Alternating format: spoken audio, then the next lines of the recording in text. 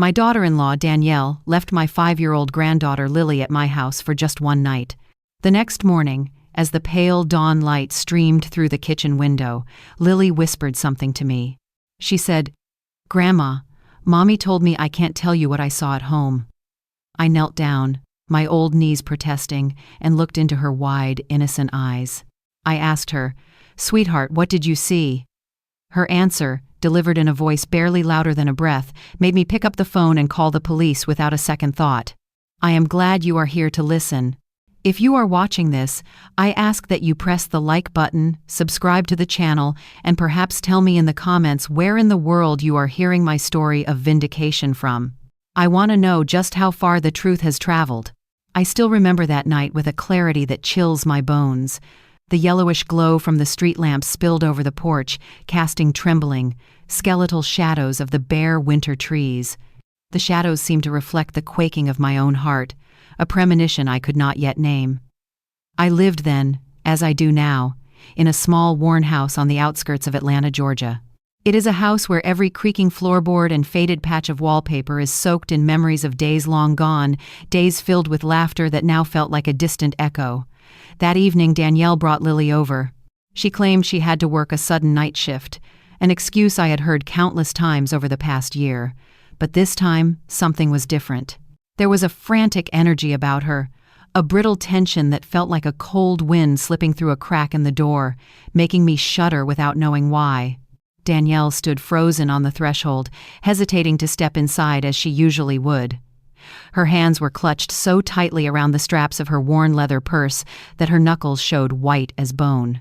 Her eyes, normally so full of life, darted nervously down the dark alley beside my house, as if she were searching for an invisible shape in the oppressive darkness, or perhaps as if she were afraid of being followed. "You don't mind, do you?" she asked, her voice trembling slightly. It was the third time she had asked the same question, even though I had already nodded and smiled to reassure her each time before. I looked deep into her eyes, trying to find a trace of the sweet, vibrant daughter-in-law she once was, the woman my son had loved so dearly. But all I found was a guarded tension I couldn't explain, a deep well of fear that seemed to have no bottom. Beside Danielle, my tiny granddaughter Lily was pressed against her mother's leg. She was hugging her faded, worn teddy bear, a threadbare companion she had named Barnaby, so tightly it was a wonder the seams didn't burst. Lily's school clothes were wrinkled and smudged, a clear sign she must have worn them all day without a chance to change. Her large, round eyes, so much like her father's, looked up at me with a heartbreaking mixture of shyness and a silent pleading, as if she were a small ship begging for a safe harbor in a storm. My heart constricted with a familiar ache. It had been so long, far too long, since I could simply hold my granddaughter and hear her uninhibited, joyous laughter fill the quiet rooms of my home. As Danielle turned to leave, she leaned toward Lily and whispered, her voice low and urgent, so low that I barely caught the words. "Sleep well, my love. I'll come get you tomorrow." Then she looked up, and her eyes met mine in a fleeting, charged flash. In that single, breathtaking instant, I felt something pass between us. It was a warning, or perhaps a desperate plea, I could not be sure which, but the look left my chest feeling heavy, as if a great stone had been placed upon it. Danielle turned quickly then, her slender silhouette soon swallowed by the encroaching darkness, leaving me alone with Lily on the dimly lit porch. I took Lily's small, cool hand in mine and led her inside. The small kitchen, usually a place of warmth and comfort, was filled with the rich, savory aroma of the chicken noodle soup I had prepared that afternoon, specifically to welcome her. I placed a steaming bowl in front of her at the little wooden table and smiled, trying to inject a warmth into my voice that I did not feel in my heart. "Have some, sweetie. I made it just for you." But she barely moved the spoon. Her eyes, lost and distant, stared into the golden broth as if it were a vast, empty ocean. "I'm not hungry, Grandma," she murmured, her voice so soft it was almost as if she were afraid to disturb the heavy silence that had settled in the room. I tried to hold my smile, but inside I was hurting. My Lily, the child who used to chatter excitedly about her day at school, about her friends and her drawings, now seemed like a silent, fragile shadow of her former self. All evening she curled up on the sofa, clutching Barnaby to her chest, staring blankly at the television screen where brightly colored cartoons played in a cheerful, noisy loop. I knew she wasn't truly watching them. Her eyes were empty, lost in a private, inaccessible world I could not enter. I sat beside her, my heart aching with the longing to ask, to reach out, to understand what had stolen the light from her eyes. But every time I tried to speak, I saw that profound distance in her gaze and my words died in my throat. Perhaps, I told myself, all she needed was time. Time to feel safe. Time to remember what it was like to be in a place of unconditional love. That night, I made up the old daybed for her next to my own bed, in the small room where I still kept the rocking chair that had belonged to my son, Alex. It was the chair he had sat in for hours, rocking a brand new Lily to sleep. Lily lay down quietly, facing the wall, hugging Barnaby as if he were a lifeline. In the profound silence of the house, I could clearly hear her let out a heavy sigh, a sigh that sounded like it belonged to an adult, tired of life, weary from carrying burdens too heavy to bear. Those sighs reminded me of my own sleepless nights after Alex's passing, when the only sound in the universe was the painful, relentless beat of my own broken heart. I wanted to hug her, to pull her close and tell her that I would always be there, that she was safe with me, but I was afraid to startle her, afraid to break whatever fragile peace she had found. So, I lay still, listening to her quiet breathing, and I prayed for her sleep to be peaceful, for her dreams to be free of whatever shadows haunted her waking hours. My own sleep was anything but peaceful. It was a restless, shallow thing, plagued by a vague sense of dread. Close to midnight, I was startled awake by the sound of Lily's sobs. The child was whimpering in her sleep, her voice shaky and broken with a fear that felt terrifyingly real. "Grandma!" she cried out in her dream. "I'm so scared. Don't leave me. Please, don't leave me." I quickly sat up and placed my hand on her small, trembling shoulder, but Lily remained asleep, her brow furrowed and her lips pressed tightly together, as if she were trying to contain a terror too vast to name. I gently stroked her hair and whispered, "I'm here, my love. I'm not going anywhere." But inside me, a vague worry began to grow, a cold dread that seeped through my fingers and into my soul. Something was terribly wrong. I knew it with a certainty that defied all logic. Something was deeply, horribly wrong. The next morning, the first light of dawn filtered weakly through the window blinds, drawing warm, golden rays across the wooden floor. I rose early, slipping silently into the kitchen, determined to create a comforting, normal atmosphere to dispel the oppressive heaviness of the previous night. Eggs sizzled gently in the skillet. The comforting smell of toast and hot cocoa spread through the little kitchen, a scent I hoped would bring a small measure of peace. I wanted Lily to wake up and feel that warmth, the same warmth that Alex used to love every morning when he was a little boy. But deep down, in a place I was afraid to look, I knew that nothing was as it was before. The past was a foreign country, and I was an exile. Lily emerged from the bedroom with her hair tangled and her eyes red and swollen, undeniable proof that she had been crying hard in the night. She was still clutching Barnaby, the teddy bear's button eyes staring blankly ahead, as if he too had witnessed something unspeakable. He was not just a toy. He was her shield, her confidant, the only thing holding her up in a world that had become frightening and unstable. I tried to smile, forcing my voice to be soft and gentle. "Sweetheart, did you sleep well last night?" Lily lowered her head, her lips pressed together in a thin white line. She did not answer immediately. I kept my attention on the eggs in the pan, trying to keep my voice light, casual, betraying none of the anxiety that was churning in my stomach. "I made you scrambled eggs and hot cocoa, your favorite. Will you sit and have breakfast with me?" The child hesitated, her small form wavering, then she slowly sat at the table, but she did not let go of the teddy bear. I placed the plate in front of her, silently, my heart pleading with her to eat just a little, if only to calm the storm that was beginning to rage within me. But then, it happened. Lily murmured, in a voice so low it was almost a breath, a whisper that was just loud enough for my entire world to stop spinning on its axis. "Grandma," she said, her eyes fixed on the plate, "Mommy told me not to tell you what I saw at the house." My hand froze in the air, the spatula I was holding threatening to fall from my suddenly numb fingers. I turned around slowly, deliberately, placing the spatula down on the counter with exaggerated care. I fought to keep my own voice from trembling. "Sweetheart," I said, my voice a strained whisper, "don't be afraid. You can tell Grandma anything. What was it that you saw?" I knelt on the cold tile floor in front of Lily, looking directly into her clear, beautiful eyes, which were now filling rapidly with tears. She pressed her lips together, her small face a battlefield of conflict, torn between the fear of disobeying her mother and the desperate need to unburden herself of a secret too heavy for a child to carry. And then, with a trembling voice, with every word tearing a fresh wound in my heart, she spoke the sentence that changed everything. "There's a little girl," she whispered, the words catching in her throat, "locked in the basement at home. Grandma, she won't stop crying. She says her hands hurt a lot." Clang!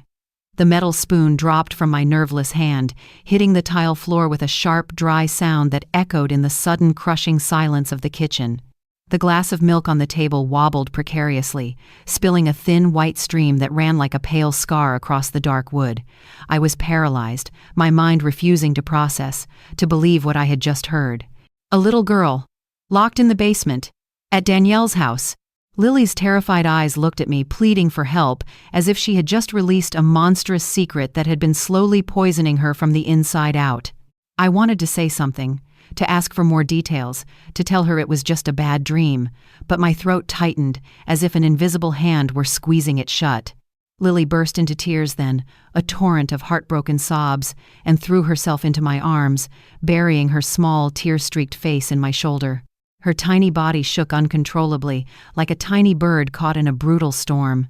I hugged her tight, feeling every one of her shaky breaths against my chest, trying to pour all the love and strength I possessed into that embrace. But in my mind, 1,000 questions screamed for answers. A little girl locked up at Danielle's house. How could that be possible? Was it a nightmare? A child's overactive imagination? I wanted to believe that. I desperately wanted to believe Lily had just imagined it. But her eyes, the sheer, unadulterated terror on her face, the raw pain in her voice, told me with chilling certainty that this was not some childish story. This was real. And as I held my weeping granddaughter, a cold, hard resolve began to form in the shattered pieces of my heart. I didn't know what I was going to do yet, but I knew, with every fiber of my being, that I had to do something. As I held Lily, trying to soothe her convulsive sobs, my mind reeled, a chaotic whirlwind of disbelief and horror.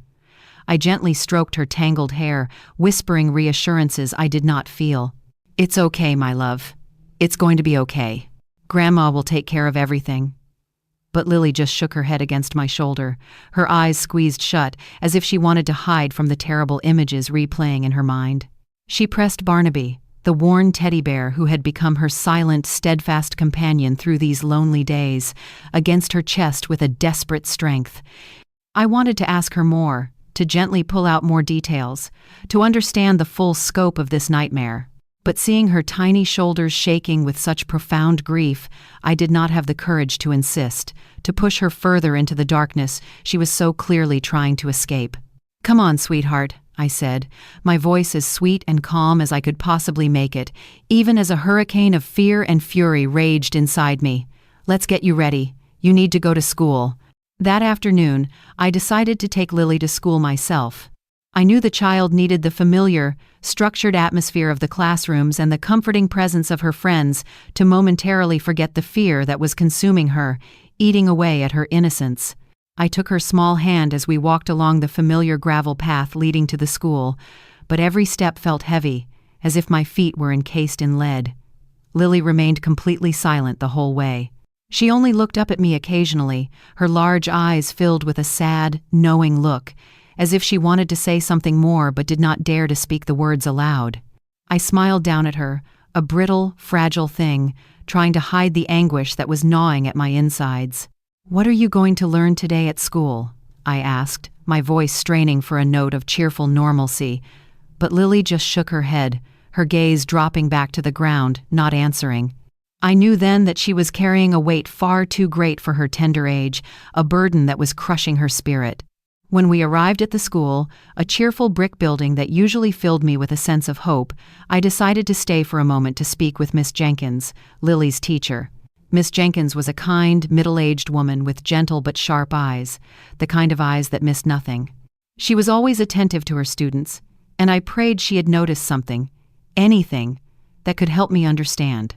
I found her in the teacher's lounge, a room that smelled perpetually of chalk dust, paper, and lukewarm coffee. "Miss Jenkins," I began quietly, my voice barely above a whisper, as if I were afraid that someone might overhear my terrible secret. "Can I speak with you for a moment?" Miss Jenkins looked at me with a slight frown of concern etching lines between her brows. "Of course, Mrs. Granderson. Please, sit down. Has something happened with Lily?" I sank into an old, creaking wooden chair in the quiet room and, in a low, trembling voice, I told her what Lily had confessed to me that morning. My voice shook uncontrollably as I mentioned the girl locked in the basement, the words feeling like poison on my tongue. Miss Jenkins listened attentively, her brow furrowed in concentration, her hands clasped tightly in her lap.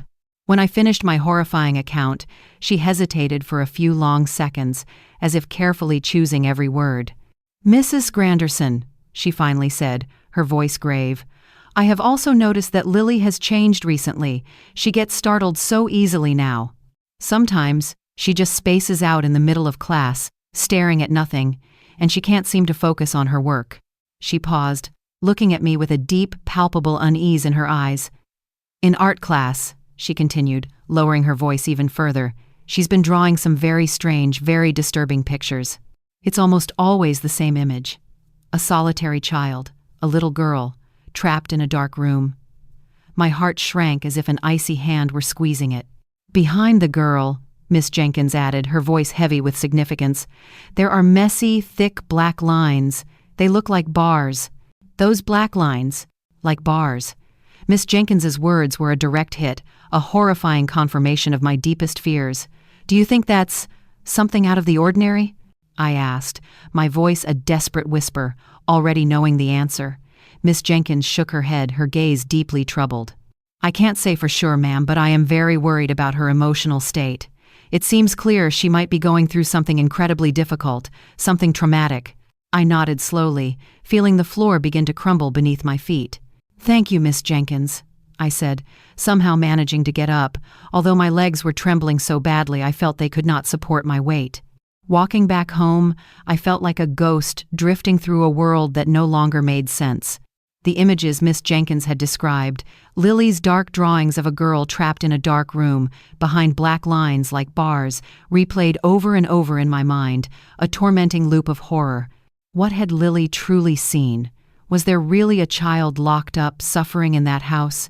Or was it just the tormented imagination of a deeply wounded little girl, a manifestation of her own grief and fear? But her terrified eyes, her trembling voice, the raw conviction with which she had spoken, would not let me dismiss her story. I needed more. I needed more clues, more proof to understand what was truly happening to my family, to my granddaughter. That afternoon I sat on my porch swing, watching the vibrant red crepe myrtle trees blooming in the yard, their color a stark, almost violent contrast to the grayness that had settled over my soul. The wind blew strongly, and I shuddered as if it carried a chilling warning on its currents. Suddenly, I saw Mr. Sterling, my elderly, kind-hearted neighbor, walking by on his daily constitutional. Mr.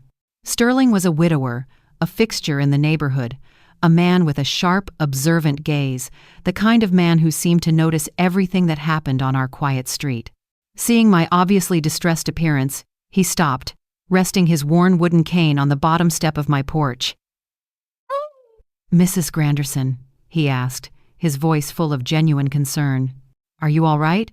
You look like you've seen the devil himself." "Every tags." I managed a weak, watery smile, trying to hide the storm of emotions raging within me. "I'm just a little tired, Mr. Sterling, that's all. How are you?" But he was not a man to be easily fooled. He had known me for over 20 years. He sat down on the wooden bench next to me and said in a grave, quiet voice, "Mrs. Granderson, I know you aren't one to worry over nothing. Is something going on with Lily?" I hesitated, unsure whether I should share this terrible burden, but remembering Lily's scared, pleading look, I decided to tell him only a small part of it, just enough to probe, to see if he had noticed anything unusual. "Lily told me something strange," I began carefully, "about a little girl at Danielle's house. I don't know what to think anymore." Mr. Sterling frowned, his bushy white eyebrows drawing together, his eyes narrowed in thought. After a long moment of silence, he leaned closer and lowered his voice, as if afraid that someone might be listening from the shadows. "Mrs. Granderson," he said, his voice a conspiratorial whisper, "there's something I haven't told anyone. I didn't want to cause any trouble." My heart began to pound against my ribs. "One night last week," he continued, "I couldn't sleep, so I went out to my yard for some fresh air. It was very late. I saw Danielle rushing into her house. She was holding hands with a little girl, and I am certain, absolutely certain, that it wasn't Lily." He stopped, looking at me intently, as if unsure if he should continue. "It was very late, well past midnight. I also thought I heard a muffled cry, just for a second. At the time, I thought it might be Lily. Perhaps she was sick and crying. But now that I hear your story, it all seems very, very strange." Mr. Sterling's words struck me like a bolt of lightning. My heart pounded so fiercely I thought it might burst from my chest. My hands gripped the edge of my coat, the rough fabric digging into my palms. "Are you sure, Mr. Sterling?" I asked, my voice trembling with a mixture of hope and terror. "Did you get a good look at her?" He nodded, his gaze thoughtful and serious. I couldn't make out her face clearly in the dark, but it wasn't Lily. This girl was smaller, with shorter, darker hair. I didn't want to say anything at the time for fear of misjudging Danielle, after all she's been through. "But please," he said, his eyes locking with mine, "be careful." I nodded, feeling the disparate, terrifying pieces of this puzzle start to fit together in my mind, forming a picture of unimaginable horror. That night, Danielle came to pick up Lily. I stood in the doorway, my heart a heavy, leaden weight in my chest, watching her approach. Her gaze, sharp as a shard of glass, scanned my body from head to toe, as if she were trying to assess how much I knew, what Lily might have told me. "Thanks for watching, Lily," she said, her voice cold and flat without a single hint of her former warmth. Lily hid behind her mother's legs, hugging Barnaby tightly, looking at me over her mother's hip with wide, anxious eyes that screamed a silent message. I wanted to hold her back, to ask her more questions, to tell her not to go. But Danielle's fierce, warning glare stopped me cold. She took Lily's hand and quickly pulled her away without another word, practically dragging her down the walkway. I remained on the threshold, a lone, helpless figure, watching their silhouettes disappear down the dark alley, my heart oppressed and aching with a terrible sense of foreboding. At dawn, I woke with an unbearable weight in my chest, a suffocating feeling, as if the entire world were conspiring against me. I had made a decision in the sleepless dark hours of the night. I had decided to step out of my comfort zone, to step out of my fear, and to face the truth, no matter how much it hurt, no matter what it cost me. I took the first bus of the day toward the downtown precinct, sitting silently in the back, looking through the foggy, rain-streaked window. The familiar streets of my city passed by, but that day they felt distant, alien, and cold. The police precinct building appeared before my eyes, an old, imposing building with stained brick walls that seemed to absorb all the light around it. I went inside, and the air, heavy with the institutional smell of damp paper, burned coffee, and stale disinfectant, intensified my already profound anxiety. I stood in front of the front desk, my hands trembling as I clutched my coat, trying with all my might to keep my voice steady. "I need to speak with the officer in charge," I told the young, bored-looking patrolman who was glancing through some records. He looked up at me with a flicker of curiosity in his eyes, and then, after a brief exchange on his radio, he led me to a small, windowless room where a man named Commander Davis was sitting behind a scratched wooden desk. Commander Davis was a middle-aged man with a hardened, weary face and tired eyes, the eyes of a man who had witnessed far too many painful stories. I sat down on the hard plastic chair opposite him, took a deep breath to steady my nerves, and began to tell him everything. I spoke of Lily's terrifying whisper, of the girl locked in the basement who wouldn't stop crying. I told him about the strange, disturbing drawings that Miss Jenkins had described, the little girl trapped behind black bars, and I told him about Mr. Sterling's chilling account of the unknown child who had appeared so late at night, a child who was most certainly not Lily. My voice shook, but I tried to speak clearly, to be precise, as if every word I uttered was a brick I was using to build an unshakable wall of truth. "Sir," I finished, my voice cracking with emotion, "I know this all sounds crazy. I know it does. But Lily isn't lying. My granddaughter is terrified, and I believe with all my heart that something very, very bad is happening in that house." I finished speaking and looked intently into Commander Davis's eyes, hoping, praying, that he could see the desperation and the urgency in mine. Commander Davis had listened patiently, his hand tapping a slow, steady rhythm on the worn surface of his desk. But when I finished, he slowly, deliberately shook his head. "Mrs. Granderson," he said, his voice flat, professional, completely devoid of emotion. "I understand your concern. I truly do. But all we have here are the words of a 5-year-old child, a few drawings that could be interpreted in many ways, and a neighbor's testimony about seeing a child at night." His words were like a bucket of ice-cold water thrown in my face. I felt the blood stop running in my veins. I clenched my hands into tight fists in my lap to contain the violent trembling that had started. "That's not enough," he continued, his voice unrelenting. "It's not enough probable cause to request a search warrant for your daughter-in-law's home. My hands are tied. But what if there really is a child in danger, sir?" I pleaded, my voice breaking, the tears I had been holding back, now threatening to spill over. "If Lily is telling the truth and we do nothing, what will happen to that girl? What will happen to her?" Commander Davis sighed, a long, weary sound, and for a brief moment, a faint flicker of something that might have been compassion appeared in his tired eyes. "We will file your report," he replied, but with the same cold, detached professionalism as before. "We will keep an eye on the situation. But for now, you have to wait. We need more concrete evidence. We need something solid." Explain did not. I wanted to scream. I wanted to stand on his desk and shout that time waits for no one, that every single minute that passed could be another minute of terror and danger for the child Lily spoke of. But I just nodded, a defeated, jerky movement of my head. I stood up, feeling like my legs could barely hold me. "Thank you, sir," I muttered, although inside, all I wanted to do was scream with the sheer, crushing powerlessness of it all. As I left the precinct, I felt like the entire world had turned its back on me. The midday sun beat down on the pavement, but I only felt a deep, penetrating cold. I walked numbly to the bus stop, my mind a blank, empty space, repeating over and over again, "What do I do now? What in God's name do I do now?" I had pinned all my hopes on the police, that they would act immediately, that they would believe my granddaughter's words. But now, all I had left was my solitude, my fear, and the horrifying certainty that I was utterly, completely alone in my quest to protect both my granddaughter and that nameless, crying child. That afternoon, I went to the local market to buy some food, trying desperately to occupy myself with the mundane, to ground myself in routine, to stay calm. But as I walked between the familiar stalls, the vibrant colors of the fruits and vegetables seeming garish and offensive, I heard the whispers. "Poor old Mrs. Granderson, they say she's losing her mind. She must have head troubles."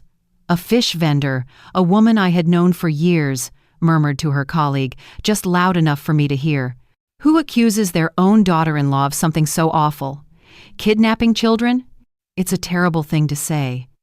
I stopped in my tracks, feeling a sharp, physical pain in my heart, as if a dagger had been twisted between my ribs. I turned toward her, and she immediately lowered her head, pretending to be intensely busy with the fish on her ice-packed table. I knew it instantly. Danielle had acted faster than I could have ever imagined. She had already spread her poison throughout the neighborhood, preemptively painting me as a delusional old woman, spinning a tragic tale about how I was so consumed with missing Lily that I had invented a fantastic, monstrous story just to get my granddaughter back. I returned home with a heart as heavy as a stone, my grocery bags feeling like they were filled with rocks. I sat on the porch, watching the crepe myrtle blossoms fall to the ground like crimson tears, trying to find some semblance of calm. But the tragedy, I would soon learn, had only just begun to unfold. It reached its terrible peak that very night. When the sun set, casting long, gloomy shadows across the yard, I heard a car stop in front of my gate. It was Danielle come to fetch Lily. But this time, she did not come into the house as she usually did. She stood in the yard, hugging Lily tightly to her, and began crying hysterically in front of her brother Ethan, whom she had brought with her for this staged performance. "She's slandering me, Ethan! Can you believe it?" Danielle shouted, her voice broken with manufactured sobs. "She says I kidnap children. She's trying to ruin my life. All I want to do is take care of my daughter, my sweet Lily, and she does this to me." Biaps. Ethan, a tall, rough-looking man with a perpetually angry expression, stepped toward me, his face contorted with rage. He pointed a thick, accusing finger at me, his voice a low growl. "Ma'am, you need to leave my family alone. Who do you think you are to dare defame my sister like this? You've caused enough pain." I stood motionless on my porch, my heart gripped as if it were being strangled. The neighbors, drawn by the commotion, began to gather in the street, and all those looks of curiosity, of pity, and of deep, unwavering distrust were fixed on me. "Poor Mrs. Granderson," someone murmured from the growing crowd. "She must miss her granddaughter so much. That's why she invents these things." "Poor thing, she's getting old," another voice agreed, sealing my fate. I wanted to scream. I wanted to shout to the heavens that I was not crazy, that Lily had seen something awful, something real. But the words were stuck in my throat, choked by the injustice of it all. I just stood there, motionless, a pariah in my own neighborhood, feeling the entire world turning against me. From inside the car, Lily turned to look at me through the rear window. Her small face was a mask of sadness and despair, her eyes pleading with me as if to say, "Grandma, save me. Please, save me." I wanted to run to her, to tear the car door open and hug her, to never let her go, but my legs were nailed to the ground, paralyzed by shock and grief. Danielle started the engine, and the car drove away, taking my granddaughter away from me, leaving me alone, exposed under the collective judgmental gaze of my neighborhood. I could hear the murmurs behind my back, from people who were once my friends, my close neighbors, and who now looked at me as if I were a deranged, dangerous old woman. I might be alone, I thought, as I stumbled back into the silent, empty house, but deep down, in the core of my being, I knew I could not give up. I would not give up. For Lily, and for the little girl who cried in the dark. Stumbling, I entered the house after that bitter, humiliating confrontation in front of my neighbors. My steps were heavy, chained by the looks of suspicion and the insidious whispering that followed me. I thought I had grown used to the pain of loss, the gaping wound left by Alex's death, but this was a new kind of pain. Now, I felt like a dry, brittle leaf swept away by a merciless wind, without the strength to resist the storm. I collapsed onto the old armchair in the living room, my gaze fixed on Alex's portrait on the wall. My son's smile in the photograph was still as warm and bright as ever, but seeing it now only tore me up more inside. "Alex," I whispered, my voice broken in the suffocating stillness of the room. "What should I do? What would you do?" No one answered. Only the whistling wind on the porch and the muffled drone of the news on the television, a show I couldn't hear over the sound of my own heart screaming in the silence. I stayed there for what felt like hours, with my hands covering my face, feeling the crushing weight of the world's disbelief. The image of Lily, her small face pressed against the car window, her eyes filled with that infinite heartbreaking sadness, was like a knife piercing my soul again and again. Danielle had succeeded. With a few well-placed lies and a convincing performance, she had masterfully painted me as the neighborhood lunatic. Her vicious rumors that I was hallucinating from loneliness, that I was fabricating stories out of a desperate need to have my granddaughter back, were like thousands of tiny needles digging into my pride, into my sanity. I had pinned all my hopes on the visit to the precinct, on the system that was supposed to protect the innocent. But all I had received was Commander Davis's cold, bureaucratic refusal. No sufficient evidence, he had told me. How could I wait for more evidence when Lily was so clearly terrified, when perhaps another unknown little girl was in immediate mortal danger? I could not sleep that night. I lay in bed with my eyes wide open, staring at the textured patterns on the ceiling, listening to the old grandfather clock in the hallway ticking away every second of my helplessness. Every time I dared to close my eyes, I saw Lily's pleading look, or I heard her dreadful, world-shattering whisper again. "There's a little girl locked in the basement." I turned over, hugging the pillow where Lily had slept the night before, burying my face in it as if it still held her scent, as if it could somehow lend me the strength to continue this impossible fight. But all I felt was a cold, profound emptiness in my chest. I asked myself in the dark, silent room, Clara, are you doing the right thing? Or are you truly just a delusional old woman, just as they say you are? The next morning, I still tried to go to the market as usual, hoping the familiar bustle and noise would help distract me from my spiraling thoughts. But upon entering the crowded space, I felt an immediate, obvious change. The regular vendors, the ones who used to greet me with a kind smile and a friendly word, suddenly fell silent when they saw me approaching from a distance. They leaned toward each other over their stalls of produce, murmuring behind their hands, and their looks were a toxic blend of pity and distance. Poor Mrs. Granderson, I heard a vegetable seller whisper to the woman next to her. She misses her granddaughter so much she's completely lost her mind. I lowered my head, my cheeks burning with shame, and hurried my pace, pretending not to have heard.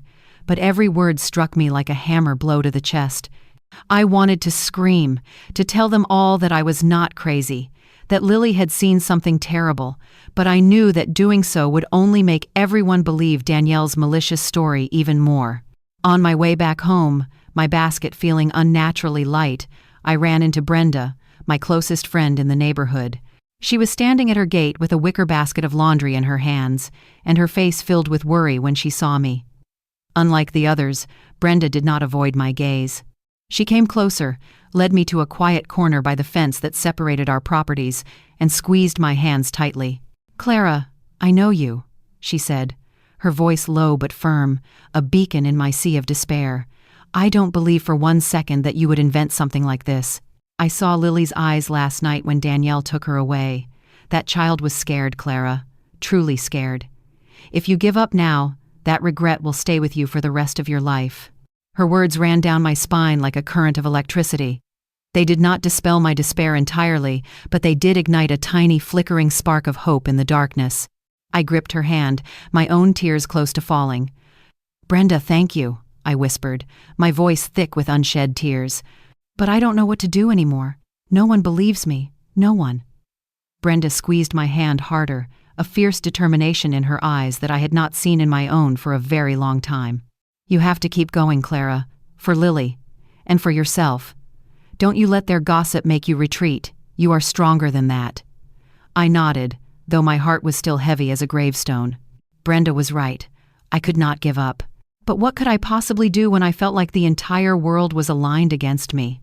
That afternoon, I started trimming the crepe myrtles in my front yard, the mindless, repetitive task, a small anchor in the turbulent waters of my thoughts. The vibrant red petals fell to the ground like small drops of blood, increasing my sense of unease. Suddenly, I heard hurried footsteps on the gravel path. Mr. Sterling, my elderly neighbor, appeared at the fence holding a package of coffee in his hand as a pretense, a mysterious and urgent look on his face. "Mrs. Granderson," he said, lowering his voice as if afraid someone might be listening, "you have to see this." I stopped what I was doing, my heart sinking, my garden shears falling from my hand. "What's wrong, Mr. Sterling?" I asked, approaching him at the fence. He beckoned me inside his house, and once we were in his living room, he firmly closed the door and took an old, scuffed cell phone out of his pocket. I asked my nephew, the one who works at the corner store, to check the security cameras from last week, he explained, his voice trembling with a mixture of excitement and fear. "The camera on the corner has a clear view of Danielle's front door. Look, Clara, I think you need to see this." The small screen lit up, showing blurry, grainy black and white images. I held my breath, my eyes glued to the screen, as I watched the video. It was Danielle, my daughter-in-law, the woman who was once a cherished part of my family, leading an unknown little girl by the hand, rushing her into her house late at midnight. The little girl was wearing worn, ill-fitting pajamas. Her hair was tangled and matted, and her figure was smaller than Lily's.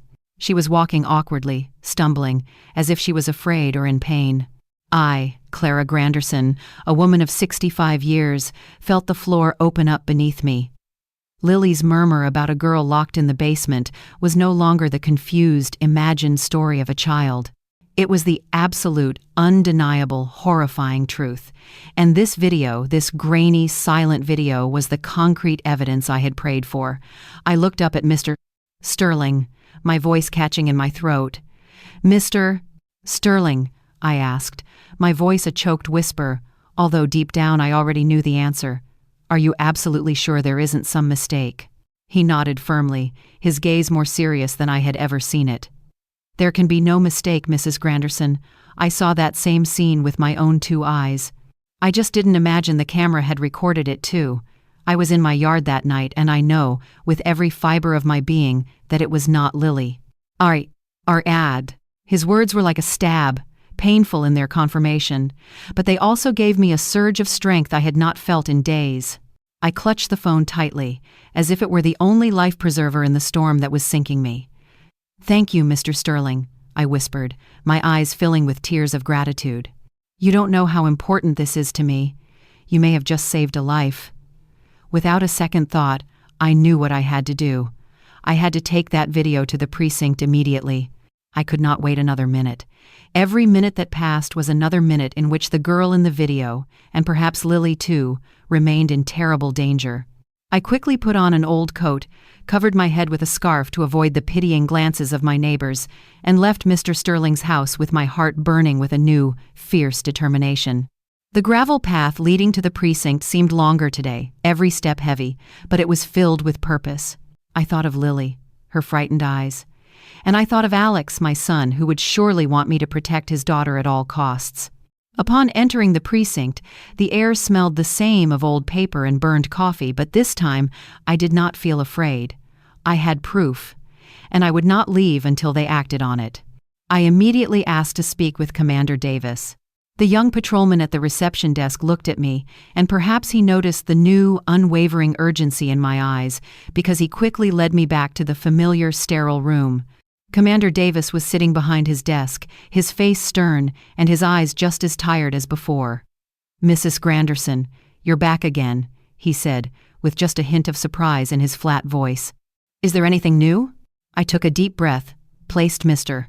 Sterling's cell phone on the desk between us, and said, "Sir, I have evidence. Please, look at this video."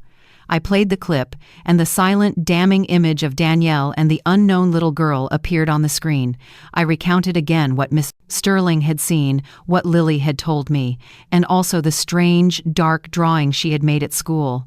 My voice still trembled, but this time it trembled with conviction, not fear. I tried to sound clear and firm. "That is not Lily, sir, and I do not know who this girl is, but I truly believe, that she is in grave danger."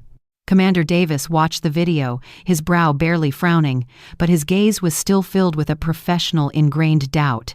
"It could be," he said, in that same monotonous tone, "that she was just watching a friend's daughter. It's unusual, but not a crime." His words were another dagger, and my heart sank. I could not let him dismiss this. I could not.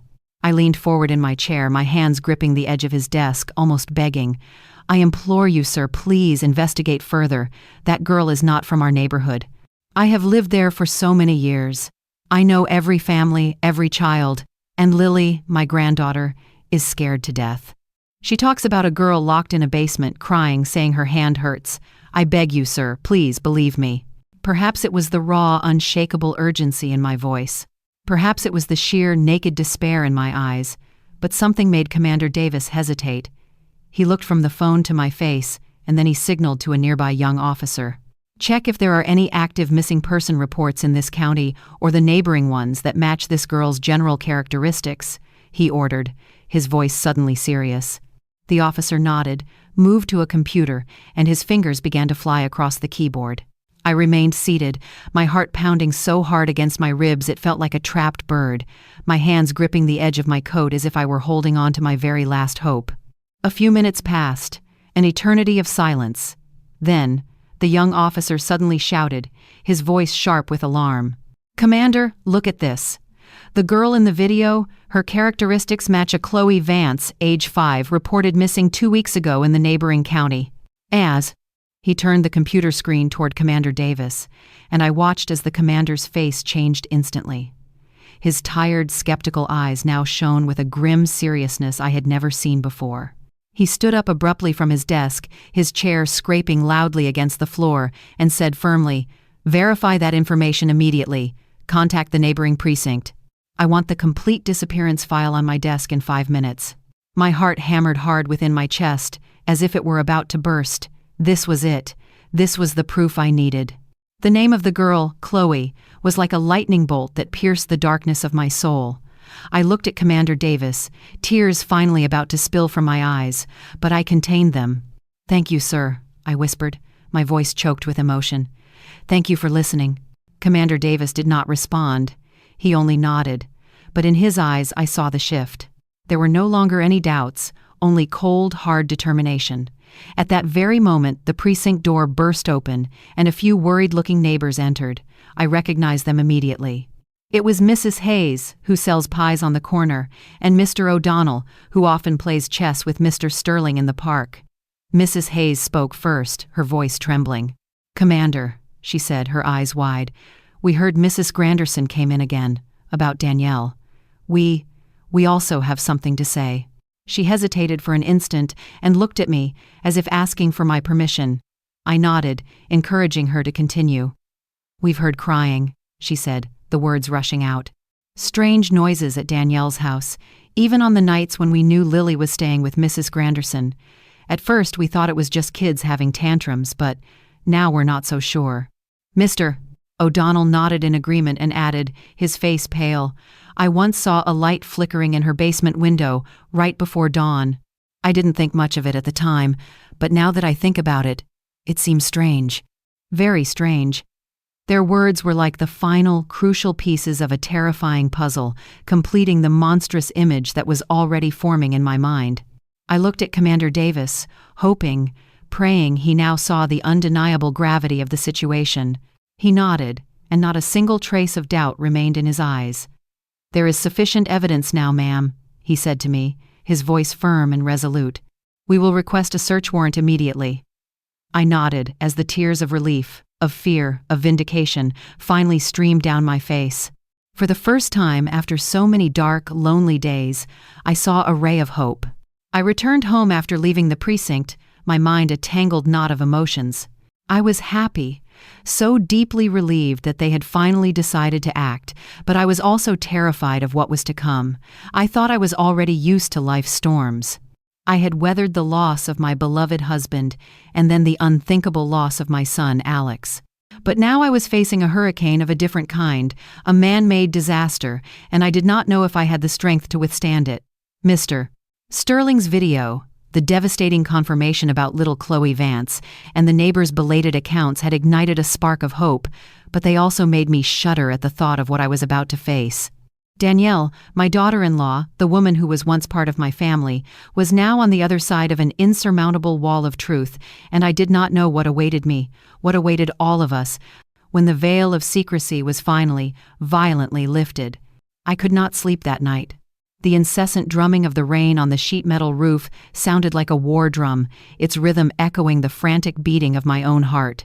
I sat in the living room, shrouded in the dim yellow light of a single lamp, which cast long dancing shadows on Alex's photo on the wall. My son's smile was still so gentle, so kind, but his eyes in the photograph seemed to look at me now as if to say, "Mom, you have to be strong. Be strong for Lily." I clasped my hands together, my knuckles white, and murmured a prayer, asking Alex's spirit to protect Lily, my precious granddaughter, and to protect little Khloe, that innocent girl I had never met, but who was now the reason I had to keep fighting. "Alex, help me," I said aloud to the empty room, my voice broken and hoarse. "Help me protect them." I thought of Lily, of my granddaughter's frightened look and the terrifying whisper that had shattered the morning calm in my kitchen. I thought of Khloe, the little girl in the grainy video, with her ragged pajamas and her stumbling, uncertain walk. Every image was like a fresh stab wound to my heart, but it also fueled my determination. I could not allow those children to keep suffering for a single minute more, but I was also afraid.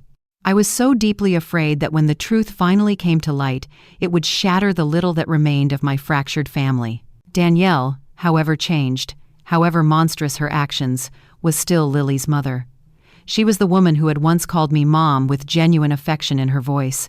How could I face her? How could I possibly bear the truth if she was truly involved in something so horrible, so evil? The next morning, I went to the market as usual, trying to cling to the fragile structure of my daily routines, a desperate attempt to keep from sinking into the abyss of my anguish. But the atmosphere at the market was different now. The curious stares and the hushed murmurs followed me like a malevolent shadow. "There goes Mrs. Granderson again, the one who is accusing her daughter-in-law," a fruit vendor murmured to the woman next to her, believing I did not hear. "She must miss her granddaughter so much she's finally gone completely crazy." I lowered my head and hurried my pace, no longer having the strength to face those looks of pity or suspicion. I bought a few necessities, some vegetables, some bread, and quickly returned to the sanctuary of my home with a heavy, aching heart. I no longer cared about the gossip. I only wanted to focus on Lily, on Khloe, on what was to come. Around noon, Brenda, my lifelong friend, my rock, arrived with a hot casserole dish in her hands. She entered the house without knocking, placed the dish on the table, and sat beside me, squeezing my hand tightly. "Clara, be brave," she said, her voice warm but firm. "I know how much you're suffering right now, but the truth will come out. It always does. Don't let their ignorant chatter make you back down." I looked into her kind, honest eyes and found a deep, unwavering empathy there. She was one of the very few people who had not turned their back on me, who did not see me as a delusional old woman. "Brenda, I'm scared," I confessed, my voice trembling. "If the truth is as terrible as I think it is, I don't know how I'll face it. And Lily, my granddaughter, what will become of her? What will happen to her and her mother?" Brenda squeezed my hand tighter, interrupting my spiraling thoughts.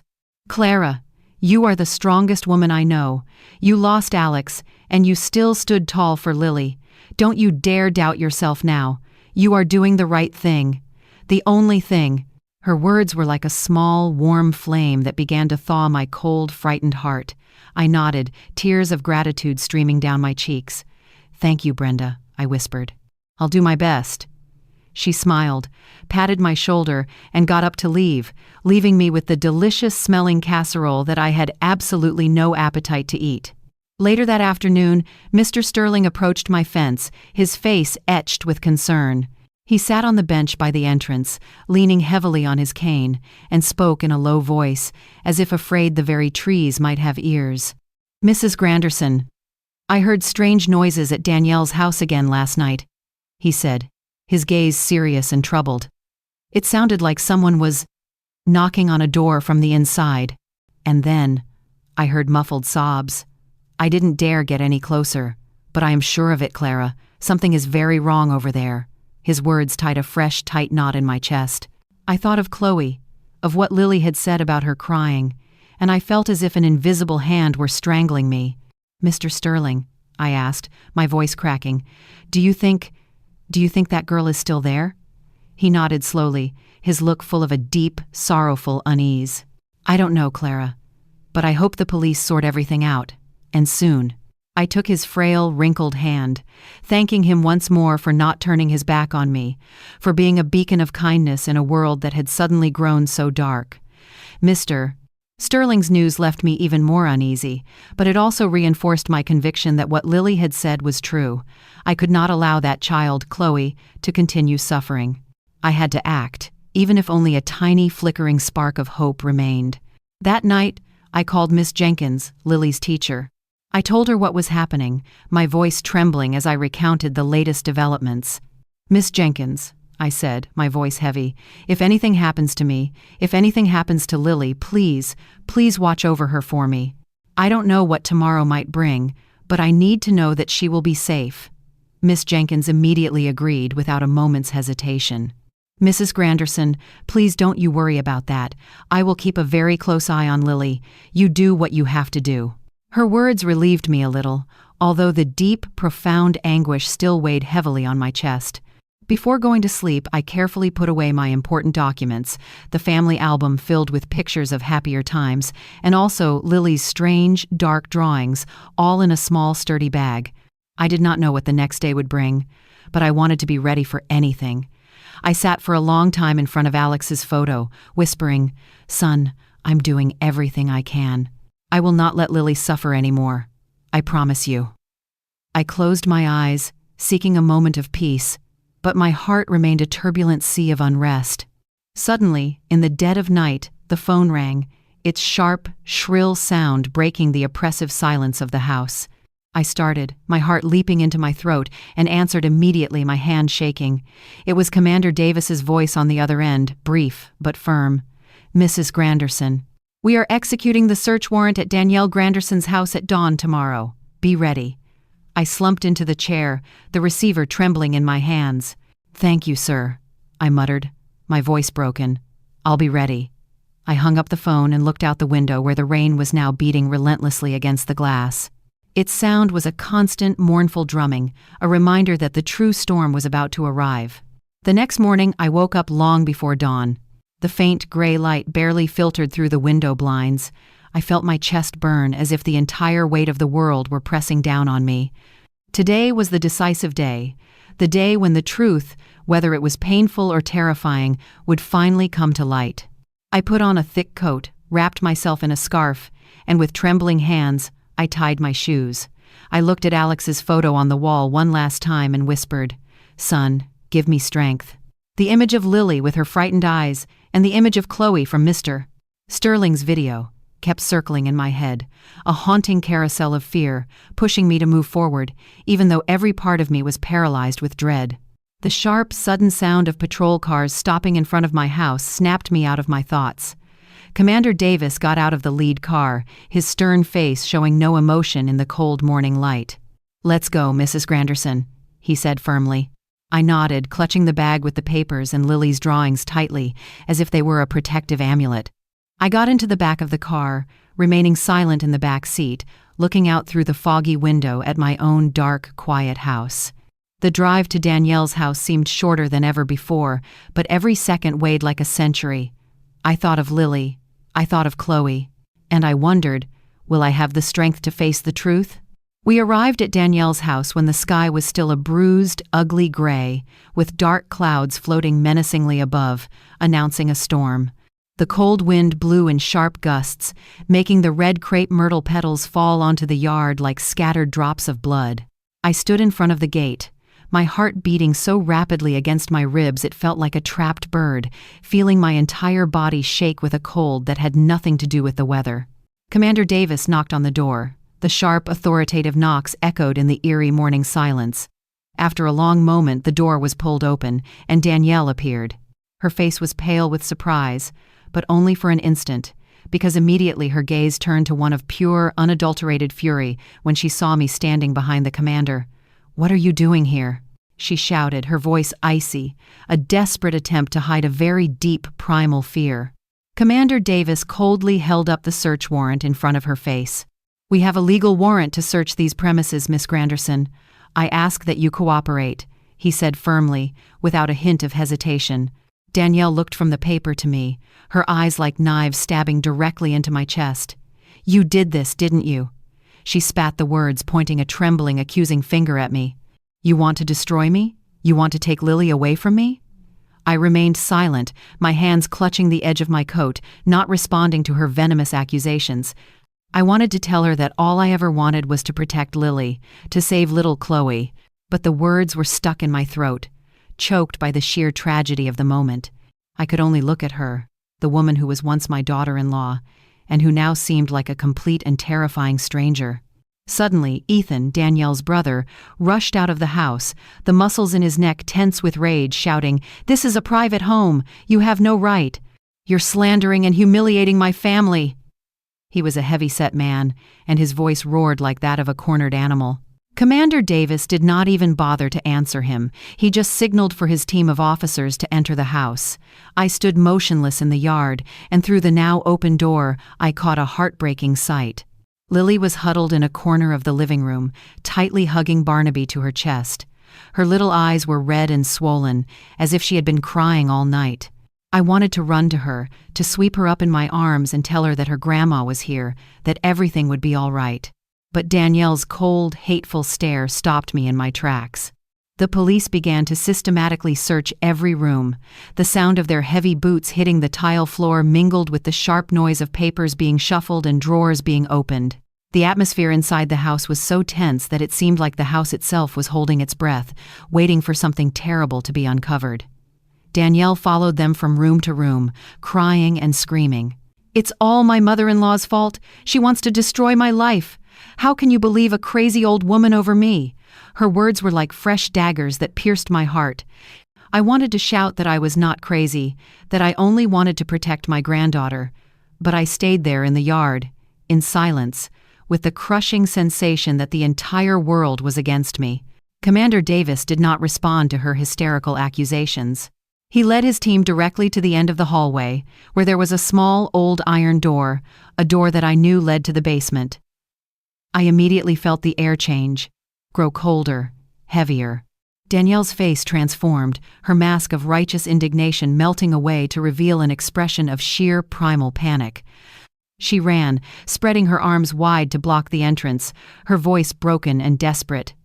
"There's nothing in there. It's just an old storage room. No one can go in there." The raw, unhinged desperation in her tone tied a knot in my chest. I knew then, with absolute certainty, that Lily had told the truth. Something horrible was hidden behind that door.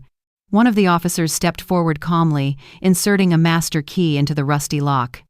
Ethan roared, trying to lunge forward to stop him, but two other officers immediately restrained him, holding him back. "You can't open that door!" he yelled, struggling against their grip, but his strength was no match for the two burly men. I practically stopped breathing, my hands clenched into fists so tight my fingernails dug into my palms. The neighbors were now gathering in the street, drawn by the commotion, murmuring and staring intently at the house. I heard someone say, "My God, could what Mrs. Granderson said be true?" But I no longer had the presence of mind to care about them. All of my attention, my entire being, was focused on that single iron door. The lock opened with a dry, loud click. The officer pulled the door hard, and a chilling creak resonated through the house, like the scream of a secret that had been buried for far too long. And then, from the deep, suffocating darkness inside, a weak, trembling child's cry was heard. It was a small, fragile sound, like a contained plea for help from the depths of hell itself. The basement door burst open, and a gust of damp, stale air shot out, as if the darkness itself were exhaling its terrifying, long-held secrets. I was standing in Danielle's yard, feeling my heart stop in my chest.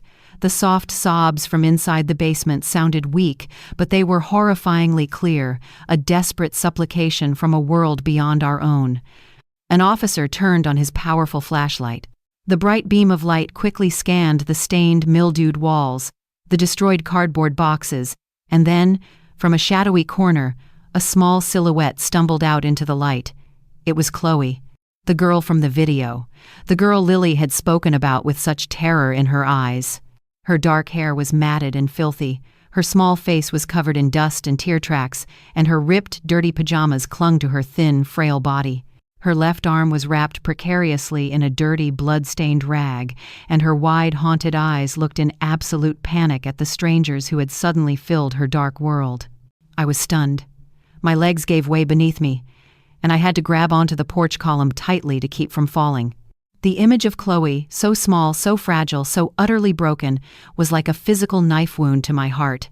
I thought of Lily, of what my precious granddaughter had had to witness, and hot tears of rage and sorrow streamed from my eyes, rolling down my cheeks. "Khloe," I whispered, my voice breaking, as if simply saying her name could somehow alleviate her unimaginable pain. A female officer ran forward, gently lifting Khloe into her arms, pressing the small, trembling child against her chest to protect her. "Call EMS now," she shouted, her voice filled with a fierce urgency. The little girl was clutching an old, faded cushion, her small hands trembling as if it were the only thing left of her safe, normal world. The neighbors, who had crowded into the yard, all stood stunned into silence. Then, the murmurs rose like a wave. My God, it's true. Mrs. Granderson was telling the truth after all. A voice was heard, and I could perceive the deep, profound regret in it. The same people who had turned their backs on me, who had called me a crazy old woman, were now standing there, their heads bowed, unable to look me in the eye. But I felt no triumph, no sense of victory. I only felt a deep, soul-crushing pain. Pain for Khloe, pain for Lily, and pain for myself, for seeing my family broken and destroyed once more. Danielle screamed, a maniacal, unearthly sound, and lunged toward the officer who was carrying Khloe. "No! I didn't lock her up!" I just wanted to protect her," she shrieked, tears streaming down her pale, contorted face, but her voice no longer held any conviction. It was nothing more than the desperate, pathetic wail of someone who knew her dark, terrible secret had been discovered. Ethan, Danielle's brother, continued struggling, still trying to defend her, while the two officers held him firmly. "This is a setup! They're ambushing my sister! It's all that old woman's plan!" he shouted,